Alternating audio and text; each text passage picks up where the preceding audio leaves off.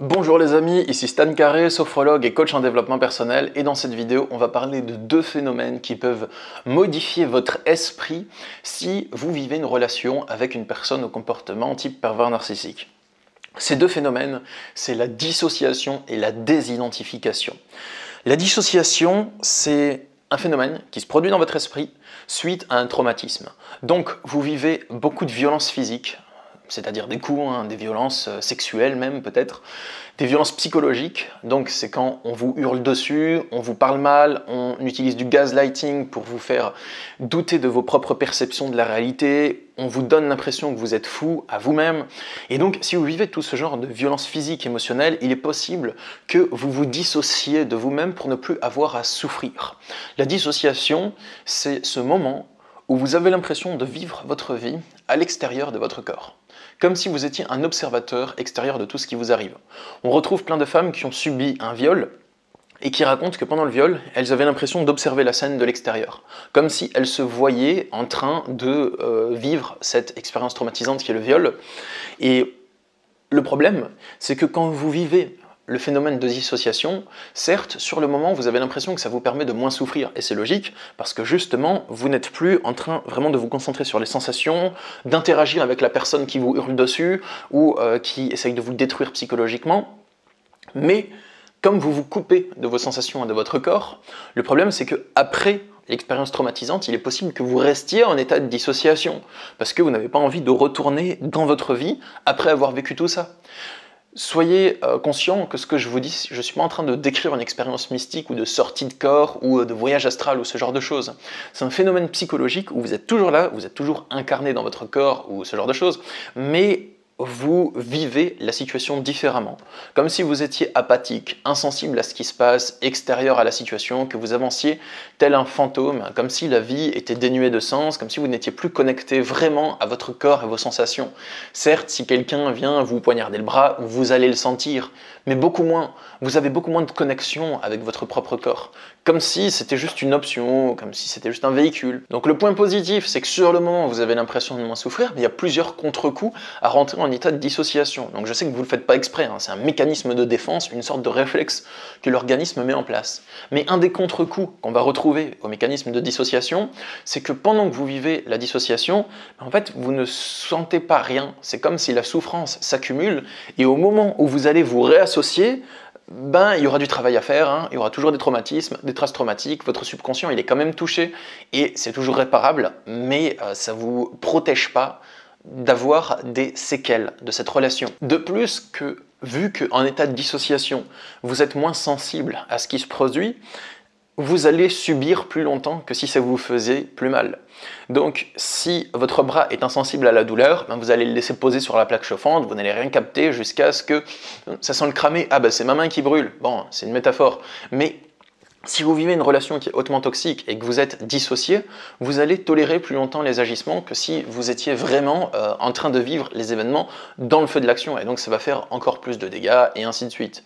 Si vous voulez vous réassocier, j'ai quelques conseils pour vous. Donc si vous vous reconnaissez dans l'état de dissociation ou un de vos proches, ou simplement que le phénomène vous intéresse, pour moi, dans les grandes lignes, je ne vais pas trop m'attarder dessus, mais pour se réassocier, une première chose à faire, c'est de revenir à soi en sortant de l'emprise. Sortir de la relation toxique. Donc si vous êtes encore dans la même situation que celle dans laquelle vous vous êtes dissocié, donc pas si c'était juste un viol, enfin juste, façon de parler, c'est pas juste un viol, mais pas si c'était un viol en une seule fois, et que le viol est terminé, et que maintenant vous êtes de retour à votre vie courante, là c'est possible de se réassocier. Mais si vous cohabitez encore avec le violeur, en fait ça va être très dur, parce que vous êtes encore en danger. Et donc se réassocier, vous allez peut-être avoir des réticences à le faire, et je vous comprends, et c'est même normal. Donc la première chose à faire, c'est de sortir de la situation, de prendre cette distance avec la personne en lien avec laquelle vous avez souffert et vous avez vécu ce traumatisme. La deuxième chose, c'est de revenir au corps ensuite. Revenir au corps, c'est se réapproprier son corps et les sensations corporelles. Et pas juste quand il y a de la douleur, mais aussi votre corps quand il va bien. Vous pouvez ressentir votre corps même quand il va bien. Ça implique de faire, de la sophrologie, qui est une pratique qui vous permet vraiment de vous reconnecter à votre corps, de le ressentir dans les moindres vaisseaux, le sang qui circule, le muscle, c'est assez riche comme sensation, c'est très beau à vivre. De faire des scans corporels, de la méditation vipassana, tout ce qui est mouvement du corps, connexion au corps, concentration sur les sensations corporelles. Et aussi une autre chose qui va vous permettre de vous rappeler ici-bas, de vous faire revenir ici-bas, c'est de penser à vos rêves en fait. À vos rêves, pas les rêves nocturnes, hein. Je parle vraiment de vos rêves, vos projets, les aspirations que vous avez dans le futur. De commencer à y penser de nouveau. Et si vous vous dites oui, mais je rêve plus depuis que j'ai eu cette relation, bah, mon conseil, ça serait de réfléchir à quels pourraient être vos rêves en fait, et comment vous allez pouvoir les matérialiser. Et je pense que c'est une belle chose que d'y penser. Voilà, de réfléchir à qu'est-ce qui vous ferait plaisir pour grandir dans la vie, pour aller plus loin. Ensuite, je vais vous parler du deuxième phénomène, et c'est vraiment celui qui est le plus destructeur, je dirais. Parce que la dissociation, c'est un phénomène qui n'est pas destructeur en lui-même. C'est un phénomène qui vous permet d'échapper à une situation qui est elle-même destructrice. Et donc, vous vous coupez de certaines sensations, ça vous permet du coup de moins souffrir, de tolérer un peu plus la situation. C'est pas forcément bien, mais des fois on le fait parce qu'on sent qu'il n'y a pas le choix. Et c'est un réflexe, hein. Je ne vous dis pas qu'il faut le faire, je vous parle juste de ces phénomènes. Le deuxième phénomène, ça va être la désidentification. Donc ce que je vais appeler la désidentification, c'est pas les crises de désidentification, donc c'est à ne pas confondre avec les crises de désidentification, qui est un autre phénomène psychologique qui peut se produire en cas de consommation d'une nouvelle drogue ou en cas de recherche spirituelle et de tentative d'arrêter de penser ou ce genre de choses. Mais sinon, ce que je vais appeler la désidentification dans une relation d'emprise, c'est tout ce qui va s'apparenter à la perte d'identité. Donc, la perte d'identité à deux niveaux. La perte d'identité extérieure et la perte d'identité intérieure. Donc la relation avec un pervers narcissique, comme vous le savez, c'est extrêmement destructeur. Il va petit à petit s'immiscer dans votre psychologie et tenter de créer une partie de lui qui vit en vous et qui vous contrôle. De sorte que même lorsque vous n'êtes pas en présence du pervers narcissique, vous avez comme un petit pervers narcissique dans la tête qui vous rend perfectionniste, qui vous dit ce que vous devez faire, ce que vous ne devez pas faire. C'est comme si il s'accapare une partie de votre psychologie. Dans un premier temps, vous allez perdre ou couper vos repères extérieurs. Avoir moins de contact avec vos proches parce qu'ils essayent de vous en dissuader ou parce que la relation est tellement intense que vous ne trouvez plus de joie pour voir vos amis. Vous allez perdre vos contacts avec la famille, peut-être même changer de lieu de vie pour lui. Et au début, vous étiez OK pour le faire, mais plus la relation avance, plus vous vous rendez compte que en fait, c'était pas bien joué pour vous et que ça vous isole, que ça vous fait plus de mal qu'autre chose.